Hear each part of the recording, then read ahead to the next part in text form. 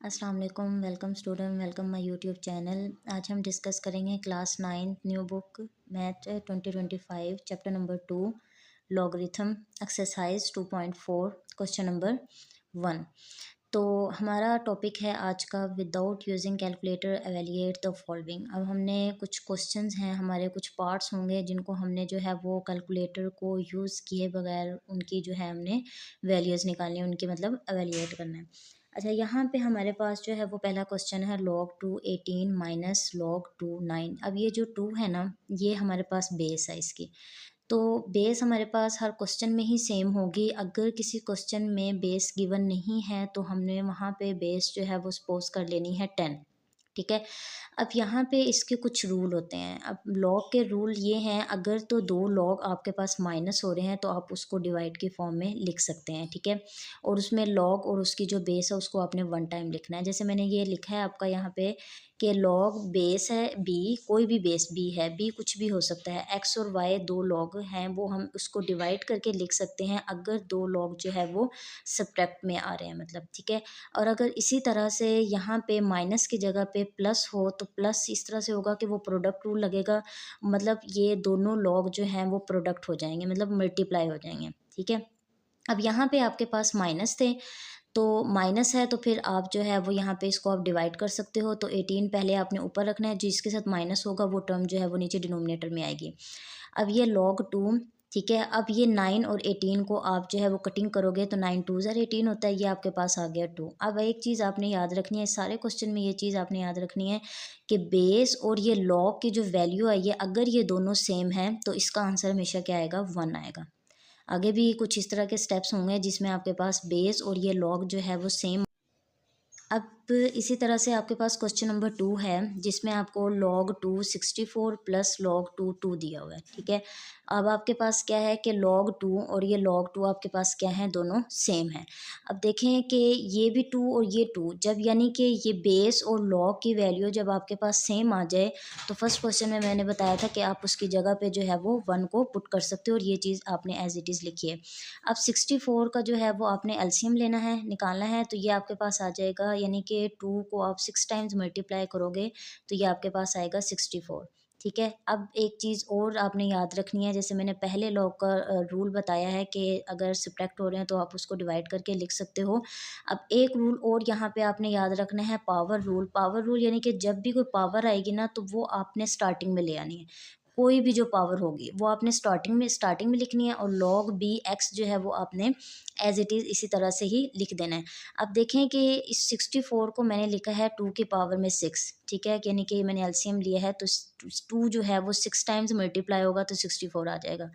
अब यहाँ पे 6 जो है वो पावर है। पावर मैंने क्या बोला है कि आपने स्टार्टिंग में लेकर आनी है log 2, और ये log 2 बाकी जो है वो सेम हो जाएगा। और फिर देखें कि ये बेस और ये log दोनों चीज़ें सेम हो गई तो उसकी जगह पे क्या करना है, 1 प्लस 1 6 1 ज़ा ये 6 बन गया, प्लस 1 डिवाइडेड बाय 7। तो ये इसका जो है वो आंसर आ जाएगा 7 आपका। इसका अब हमारे पास थर्ड पार्ट्स है। थर्ड पार्ट में हमारे पास ये कहता है कि 1/3 log 3 8 और माइनस log 3 और 18। ठीक है। अब इसमें आपने ये करना है कि जब भी स्टार्टिंग में पावर होती है तो आप या तो उसको ऊपर ले आते हैं, या ऊपर हो तो फिर आप उसको स्टार्ट में ले आते हैं। ठीक है। अब यहाँ पे क्या किया है कि अब आपके पास स्टार्टिंग में कोई नंबर मल्टीप्लाई हो रहा है। ठीक है। अब स्टार्टिंग में जब कोई नंबर मल्टीप्लाई हो रहा होता है तो उसका मतलब ये होता है कि वो log की जो वैल्यू होती है ना उसकी पावर में जाता है। ठीक है। पहले क्वेश्चन नंबर 2 में आपने क्या किया था कि यहाँ पे log की पावर में कुछ नंबर आ रहा था, कोई नंबर मल्टीप्लाई होता है तो वो फिर यहाँ पे log के साथ आकर क्या होता है, स्टार्टिंग में आ जाता है। अब जो स्टार्टिंग में होगा वो पावर में चला जाएगा, अगर पावर में है तो वो स्टार्ट में आ जाएगा। ठीक है। अब देखें कि ये आपके पास बना log 3 8, ये 1/3 आपका स्टार्ट में था तो आप उसको 8 की पावर में ले आए, माइनस log 3 8 हो गया, 18 हो गया, सॉरी। अब यहाँ पे देखें दोनों log क्या हो रहे हैं, माइनस हो रहे हैं। ठीक है। जब दोनों log माइनस हो रहे हैं तो आप जो है फर्स्ट क्वेश्चन की तरह आप उसको डिवाइड के फॉर्म में लिख सकते हैं। जो माइनस वाला होगा वो आपने नीचे डिनोमिनेटर में लिखना है। अब जब आप 8 का एलसीएम लोगे तो 2 को 3 टाइम्स मल्टीप्लाई करेंगे तो वो आपके पास बनता है 8। अब यहाँ पे टू की पावर में 3 लिखा है 1/3 और नीचे वाला 18 आपके पास जो है वो एज इट इज़ आ गया। ये 3 के साथ कट हो गया। पीछे आपके पास क्या बन गया log 3 2 डिवाइडेड बाई 18। इसकी कटिंग करेंगे तो ये आपके पास बनेगा 1 डिवाइडेड बाई 9। अब 9 का मज़ीद आपने एलसीएम लेना है। एलसीएम लेके आपने क्या किया है कि 9 को लिख सकते हैं आप 3 की पावर में 2। अब देखें कि आपने जो है ना ये log 3 और ये 3 को इकट्ठा करना है। ये इकट्ठा तभी हो सकते हैं जब 3 की पावर में जो 2 है वो आप ऊपर लेकर जाओगे तो जो इसकी पावर होती है ना, अगर ये पॉजिटिव थी इसकी पावर तो ऊपर जाकर क्या हो जाएगी नेगेटिव, यानी कि ऑपोजिट हो जाती है। ठीक है, अब ये देखिए log 3 और ये 3 सेम हो गया। इसको 1 बनाने के लिए क्या करेंगे, ये जो -3 पावर में है, सॉरी -2 जो पावर में है उसको आप जो है वो स्टार्ट पे ले आए। ठीक है, तो ये आपके पास बनेगा log 3 और ये जो -2 पावर में था उसको आप फ्रंट पे ले आए हैं तो ये बनेगा आपके पास log 3 -2 एज इट इज़। इसकी जगह पे फिर आपने 1 लगाया तो -2 को 1 के साथ मल्टीप्लाई करेंगे तो ये आपके पास आ जाएगा -2। नेक्स्ट हमारे पास है question number 4 2 log 2 plus log 25। अब यहाँ पे हमारे पास बेस गिवन नहीं है, तो जब बेस गिवन होती है तो वो हम उसी तरीके से लेकर चलते हैं। जब बेस गिवन ना हो तो मैंने कहा था कि हम वहाँ पे जो है वो 10 को सपोज करेंगे। ठीक है, तो ये हमने जो है वो फर्स्ट स्टेप में क्या किया, जस्ट 10 को यहाँ पे हमने सपोज कर लिया कि दोनों के log के जो बेस है वो आपके पास क्या है 10 है। अब फिर से वही काम कि 2 स्टार्ट में आ रहा है तो वो आप उसको पावर में ले जाएं, तो और इसी तरह से ये चीज़ आपने एज इट इज़ लिखी है। अब देखें कि 2 log आपके पास क्या हो रहे हैं, प्लस हो रहे हैं, तो आप इसको जो है वो प्रोडक्ट की फॉर्म में लिख सकते हैं। तो प्रोडक्ट की फॉर्म में कैसे लिखेंगे, यहाँ पे भी ये log और बेस को 1 टाइम लिखेंगे और ये आपके पास जो 2 नंबर होते हैं 2 का स्क्वायर और ये आपके पास 25, ये दोनों नंबर क्या होंगे मल्टीप्लाई के फॉर्म में लिखे जाएंगे। तो 2 का स्क्वायर कितना बन गया 4, 25 एज इट इज़। 25 को 4 के साथ मल्टीप्लाई करेंगे तो ये बनेगा 100। अब 100 का आप जो है वो एलसीएम निकालोगे तो 10 10 100 होता है।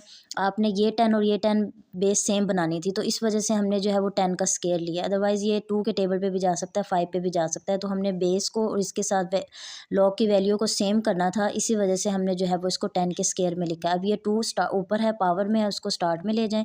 log 10 ये की पावर जो है वो log की वैल्यू 10 आ जाएगी। ये भी दोनों सेम हो गई तो 2 और ये 1 और साथ में जब उसको मल्टीप्लाई करेंगे तो ये आपके पास बन जाएगा 2।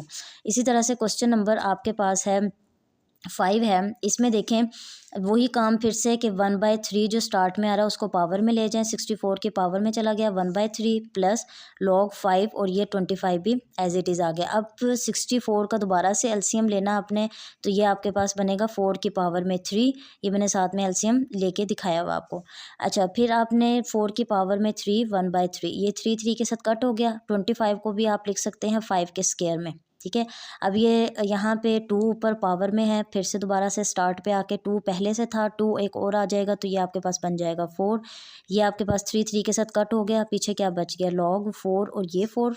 ठीक है, दोनों 4 आ गए और ये 2 2 4 हो जाएगा और इसी तरह से log 5 और ये 5। अब देखिए log 5 और 5 भी इसकी वैल्यू भी 1 होगी, log 4 की वैल्यू भी क्या होगी 1 होगी। तो यहाँ पे देखें log 4 की वैल्यू भी 1 है प्लस 4 और log 5 की भी वैल्यू क्या आपके पास 1 है, तो 1 + 4 कितना हो जाएगा 5। अब इसी तरह से क्वेश्चन नंबर 6 है आपके पास। अब log 3 12 प्लस log 3 0.25, दोनों log क्या हो रहे हैं प्लस हो रहे हैं। आप उसको प्रोडक्ट की फॉर्म में लिख सकते हैं। log और साथ में जो बेस है उसको आप 1 टाइम लिखेंगे, दोनों नंबर को क्या करेंगे मल्टीप्लाई। अब 0.25 को 12 के साथ मल्टीप्लाई करेंगे 3 आ जाएगा। अब देखें 3 और ये 3 फिर से सेम हो गया तो उसकी जगह पे आप जो है वो 1 को पुट कर सकते हो। Thank you.